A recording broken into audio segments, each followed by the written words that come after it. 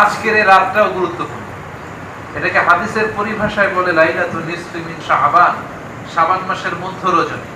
আমাদের বাংলাদেশে এটাকে বলে শবে বরাত। কি বলে? তবে শবে বরাতের নামে অনেক বিদআত, ইসলামের সাথে কোনো সংশ্লিষ্টতা নেই এরকম অনেক জিনিস আমাদের দেশে আছে না? নেই? সর্বপ্রথম যে ভুল জিনিসটা প্রচলিত আছে সেটা হচ্ছে এ রাতে মানুষের ভাগ্য নির্ধারণ হয়। এ রাতে মানুষের ভাগ্য ফিক্স করা হয়, এই মর্মে কোনো হাদিস নাই, কোরআনের কোনো আয়াত নাই। বুঝতে পেরেছেন? দ্বিতীয় কথা হচ্ছে আমাদের দেশে সবচাইতে বেশি গুরুত্ব দিয়ে পালন করা হয় শবে বরাতের রাতকে। এটাও ঠিক না। ইসলামের সবচাইতে দামি রাত হচ্ছে লাইলাতুল কদরের রাত। কিসের রাত? লাইলাতুল কদর।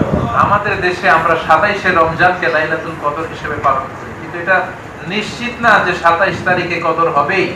বরং বিশ্বনবী বলেছে ফালতাবিসু ফিল আশরিল আওয়াখির মিন রমাদান, রমজানের শেষ দশকের বেজর রাত্রিগুলোতে তোমরা লাইলাতুল কদর তালাশ করো। সেই হিসেবে 21 তারিখ রাত, 23 তারিখ রাত, 25 তারিখ রাত, 27 তারিখ রাত, 29 তারিখ রাত, এই 5টা রাতের যে কোনো রাতেই কদর হয়ে যেতে পারে।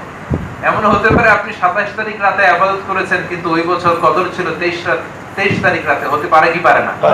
এজন্য বুদ্ধিমানের কাজ হচ্ছে আপনার সারাদিন যত ব্যস্ততাই থাকুক, এই 5টা বেজর রাতে 21, 23, 25, 27, 29 এই 5টা বেজর রাতের ইবাদত কোনোভাবেই মিস করা যাবে না। আর সাহারি খেতে যেহেতু আমরা রমজানে উঠবই, সাহারির আগে ওযু করে 2 রাকাত বা 4 রাকাত নফল নামাজ পড়ে নিব। সবকিছুর জন্য আমরা চাইবো কার কাছে? অনেকের ভিসার সমস্যা আছে, কেঁদে কেঁদে আল্লাহর কাছে চান।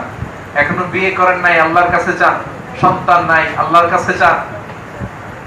ধনাঢ্যতা চাচ্ছেন, ধনী হতে চান, বিজনেস চালাতে চান, যাও চান, আপনার মনের সব দুঃখগুলোকে কায়মনো বাক্যে কার কাছে পেশ করতে হবে? কেউ যেটা দিতে পারে না সেটা দিতে পারে কে? আল্লাহ। আর জোরে বলেন কে? আল্লাহ। বিশ্বনবী ইসলাম বলেন ইন্নাল্লাহা লা ইয়াগফিরু লিহাদিহি লাইলা জামিআ খালকি, শাবান মাসের এই মধ্য রজনীতে, যেটাকে আমরা আমাদের দেশের শবে বরাতের রাত বলি, আল্লাহ সব বান্দাকে ক্ষমা করে দেন গণহারে। কোন সুবহানাল্লাহ। সুবহানাল্লাহ। 4 শ্রেণীর ব্যক্তি ছাড়া, ইল্লা মুশরিক, মুশরিককে আল্লাহ ক্ষমা করেন না। মুশাহিন, অন্যের ভালো অবস্থা দেখে অন্তরে যে হিংসা পুষে রাখে, তাকে আল্লাহ ক্ষমা করে না। কাতিলু নাফস, অন্যায়ভাবে মানুষকে হত্যা করে যারা, তাদেরকে আল্লাহ ক্ষমা করে না। জোরে বলেন ঠিক কি না? সানি, হত্যাকারীকেও আল্লাহ ক্ষমা করে না, জিনাকারীকে ক্ষমা করে না।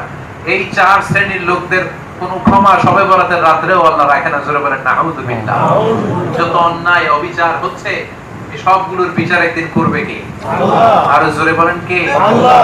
আমাদের দেশে এত নাজুক পরিস্থিতি আমরা কখনো কাটাই নাই। জোরে বলেন ঠিক কি না? এজন্য শুরুতে বলছিলাম আযাব আর গজব চেইন আকারে, তাসবির সুতা ছিঁড়ে গেলে দারাজেন নিয়ে আসে, একটার পর একটা আযাব আর গজব দিয়ে আমাদের উপর লানত দিচ্ছে কে? আল্লাহ। আর জোরে বলেন কে? আল্লাহ। আল্লাহ আমাদের বোঝার তৌফিক দান করুক, আমরা বলি আমিন। এজন্য কদরের রাত্রির চেয়ে গুরুত্বপূর্ণ রাত্রি বলে এই রাতকে মনে করা যাবে না। এই রাতকে ভাগ্য রাত্রি, ভাগ্যের রাত্রি, ভাগ্য রজনী বলে মনে করা যাবে না। এই রাতে হালুয়া বিতরণ, সিন্নি বিতরণ, অতিমাত্রায় লাইটিং করা, এগুলো করা যাবে না। বরং এই রাতে আল্লাহ যেহেতু বান্দাকে ক্ষমা করে দেয়, এমন পরিবেশ আমরা নিজেদের জন্য করে রাখবো যেই পরিবেশ দেখলে আল্লাহ আমাদেরকে বেশি বেশি ক্ষমা করবে। জোরে বলেন ঠিক কি না? আল্লাহ আমাদের সবাইকে কথাগুলো বোঝার ও আমল করার তৌফিক দান করুন। আমিন। যতগুলো কথা বললাম কোরআন এবং হাদিস থেকে বলেছি, বানিয়ে কিছু বলি নাই।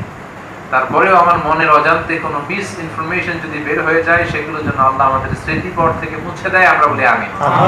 সত্য, সুন্দর, কল্যাণকর যা বলেছি তার সবটুকু প্রথমে যেন আল্লাহ আমাকে আমলের তৌফিক দান করে, আপনাদেরও আমলের তৌফিক দান করে, আমরা বলি আমিন।